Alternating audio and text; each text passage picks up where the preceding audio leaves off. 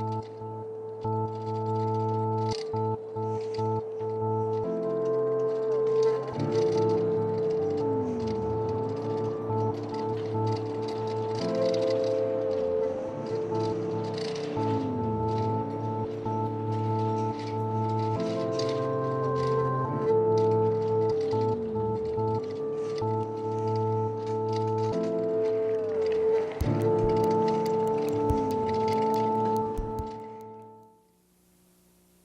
do know great leaders, and I think what it takes is you have to have suffered, and you have to have seen your people suffer, and you have to have a compelling desire to do something about that, regardless of cost, personal or otherwise. I had a very, very happy childhood. We grew up in eastern Washington on the Colville Reservation. And it was just a great place to be and a great place to grow up. A lot of fishing, a lot of hunting, everything that you could ask for, you know, we had. We were very poor, but we didn't know it. We had no running water in our house, no watching television. I remember one time I took him fishing to try to teach him how to fish trout, you know, in one stream that I used to fish in back home. And he was only, I think, about 4 years old, you know, and so I left him with my two dogs, and I told him I'd be back in about a half an hour. Well, within about 20, 30 minutes, I could hear screaming and yelling and barking of dogs, and hear all three of them come down the falls, you know, and I had to fish them out because they would have drowned, you know, and that scared me, you know, but it was really funny. I wish I had a camera at the time to spot all this, you know, but it just shows that he's got his own mind, you know, even at that age, and was willing to do what he had to do to catch up with me. Perseverance was one of the things passed on to me by my father. My parents were divorced when I was 3, and my father won custody. He was just like any other kid, you know, growing up, and I think that continued on into his high school years. He's just an average guy, you know. I was fortunate because I also had an older brother and sister that contributed a great deal to my childhood. So they, in a sense, I think, set a standard of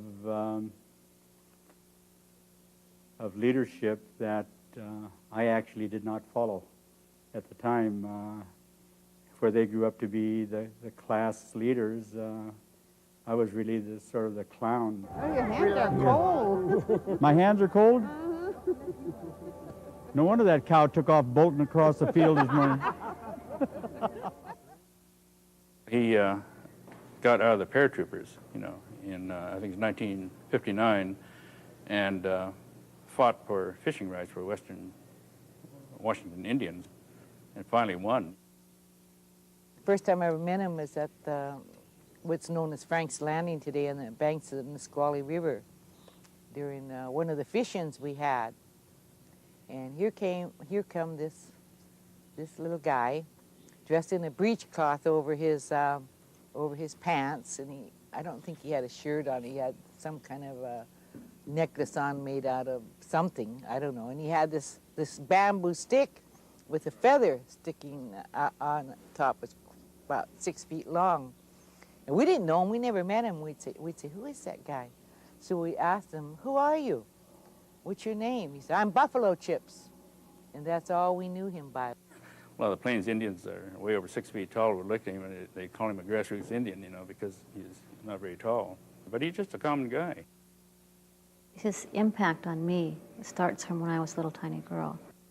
Picking us up when we were younger and taking us out to powwows, or taking us to meet other Indian families and gathering Indian families together and saying, let's get together and work on our needs. What do we need physically? Do we need shelter? Do we need clothing? Do we need medical care?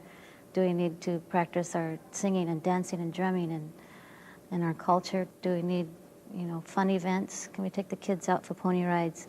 He did all of those things, you know, as a child, you know, the impact was, he was the main focal point of the community and getting the community together.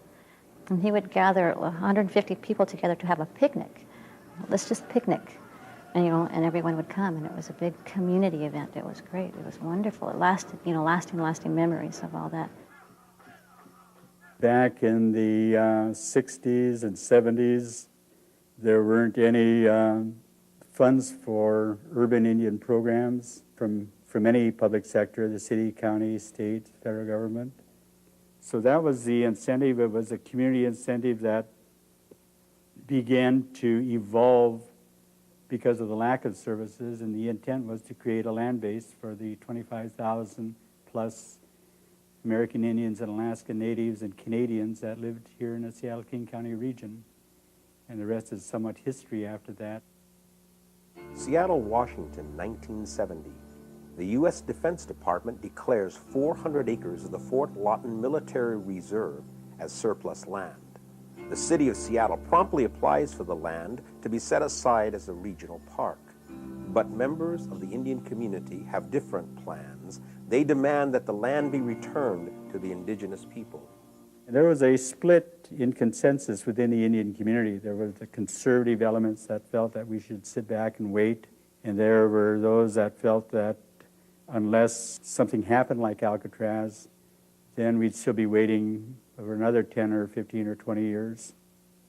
So the two prevailing thoughts agreed that each would chart its own course, and I was with the element that felt that an active takeover was necessary.